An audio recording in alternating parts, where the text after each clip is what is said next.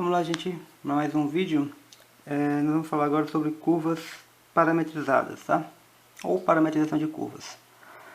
O que é uma curva? Uma curva no RN. Uma curva no RN nada mais é do que uma função de algum intervalo da reta no conjunto RN, ok? E se isso aqui é uma curva, né? Se isso aqui é uma função desse intervalo nesse conjunto aqui no Rn, então quer dizer que a imagem dessa função tem n coordenadas. Então teria que ser uma coisa assim, alfa de t tem que ser alfa 1 de t, alfa 2 de t até alfa n de t, ok? Bom, só para definir aqui algumas coisinhas que a gente precisa, por exemplo, o que é a derivada de uma função desse tipo? A derivada de uma função desse tipo aqui é a derivada de cada uma de suas componentes. Então a derivada de alfa é a derivada da primeira componente, derivada da segunda componente, e assim até a derivada da última componente. O que seria a integral de uma função desse tipo? A integral seria a integral de cada componente, ok? Seria a integral de alfa, a integral da primeira coordenada, a integral da segunda coordenada, até a integral da última coordenada. Quando a nossa função, tá, alfa, ela é derivável e a derivada dela é sempre diferente de zero, nós dizemos que essa curva é uma curva suave, ok?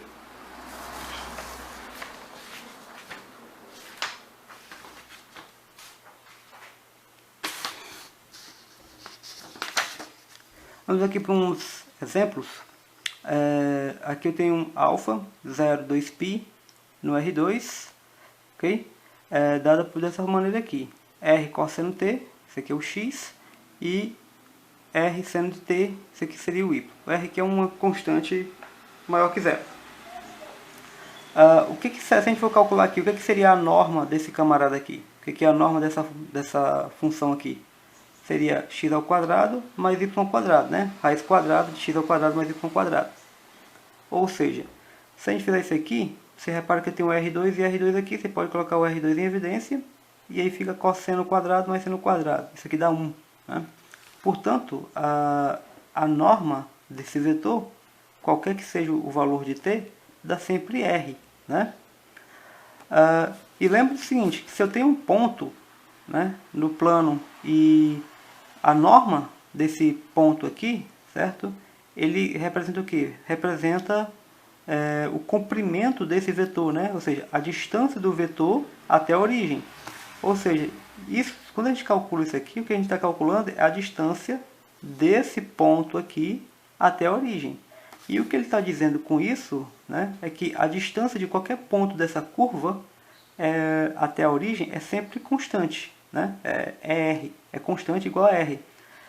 E qual que é a figura que tem essa propriedade de seus pontos serem equidistantes de um ponto fixo?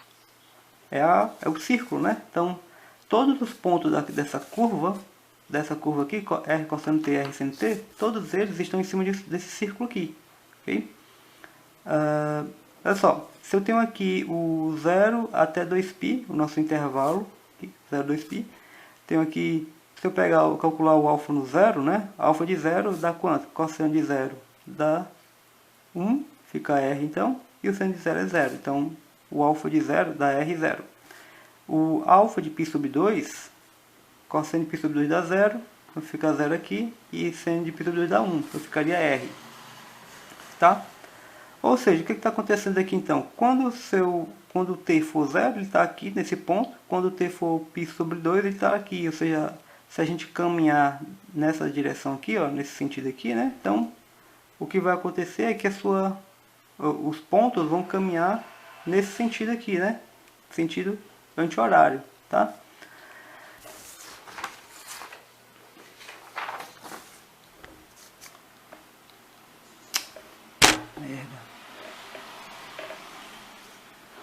Um outro exemplo aqui, tá?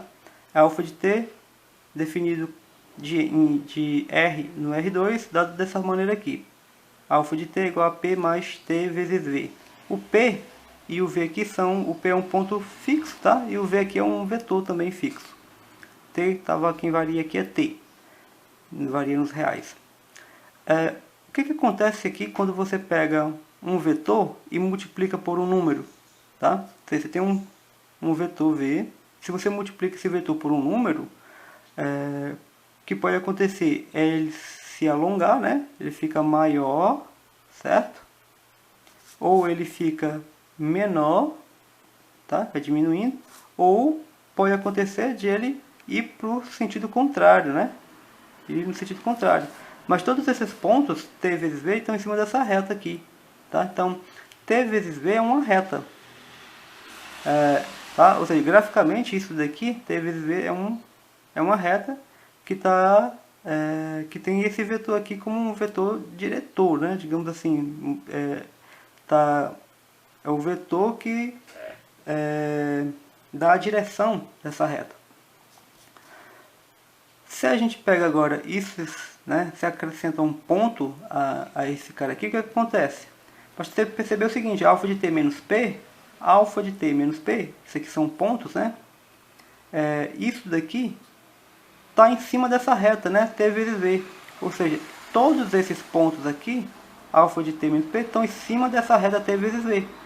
Ou seja, a reta p mais tv é simplesmente essa reta que está aqui, só que passando pelo ponto P, né? Uma reta paralela, tá? Ou seja, essa reta aqui é uma reta paralela a essa, só que passando pelo ponto P. Como o nosso último exemplo aqui, a gente vai falar aqui rapidamente dessa curva, né? Que é chamada de hélice. Você tem aqui o R, né? A alfa definida aqui no R, no R3, definida dessa maneira: x, y, z. O x é cosseno, y é seno e o z aqui é o t. Se você reparar, x² mais y², isso dá 1. Ou seja, o que você tem aqui é um círculo. Tá? Ou seja, essa equação aqui de um círculo de raio unitário. Ou seja, no plano, né? Se a gente olhar aqui para o plano, isso aqui é um círculo. Essas duas componentes juntas. Tá? Calculando aqui alfa de 0, você vai ter cosseno de 0 dá 1, seno de 0 aqui dá 0 e aqui dá 0. Se a gente calcular aqui alfa de π sobre 2, π sobre 2 aqui dá 0, dá 1 e dá π sobre 2. O que isso está dizendo é o seguinte, só esquecer aqui por enquanto isso aqui. Isso aqui está dizendo que esses pontos estão em cima de um círculo. Agora, como essa coordenada aqui, tá? Ela está aumentando, né? Os valores da coordenada z vão crescendo, tá? Se a gente for aqui digamos, só para um lado positivo, então isso aqui vai subindo, né? Então os pontos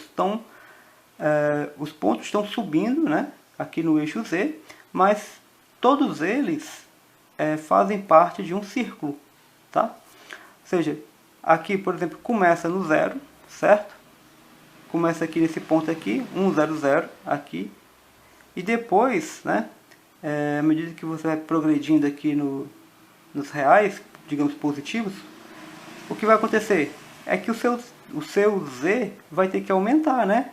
Porque isso aqui vai aumentar. Mas esses valores aqui, ó, obedecem essa regra aqui, essa expressão, tá? Que é a equação de um círculo. Então, eles estão em cima de um círculo, tá? Digamos, por exemplo, nesse ponto aqui, no ponto π sobre 2, ele deve estar aqui em algum círculo aqui, né, ó, tá?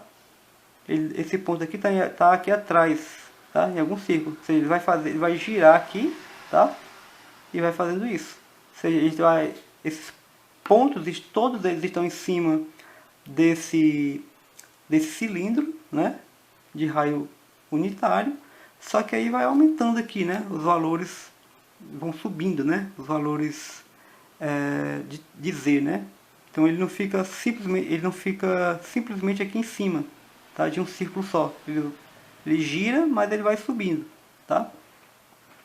Bom, no próximo vídeo a gente faz mais exemplos para tentar aprofundar mais aí essa questão de parametrização de curvas, tá? E traz também mais alguma teoria sobre essas questões aqui de parametrização de curvas. Até mais, gente. Valeu!